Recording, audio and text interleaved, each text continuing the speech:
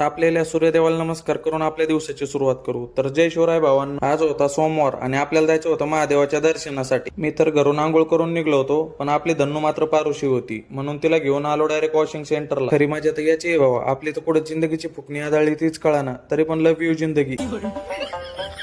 आणि धन्नूच्या आंघोळ झाल्यावर तिथून थेट महादेवाच्या मंदिरात गेलो. लाडक्या महादेवाचं दर्शन घेऊन मंदिरातून बाहेर पडलो. तिथून घरी आलो तर लाडकं पाहुणं आम्हाला मुंबईवरून भेटायला आलतं. खूप दिवसांनी भेट झाल्यामुळे पाहुणा पण मोक्कार खुश होता. पाहुणचार म्हणून त्यांना पुन्हा फिरून आणलं. तेवढ्यात होम मिनिस्टरनी बारक्या पाहुणेबाईकडे डबा पाठवून दिला.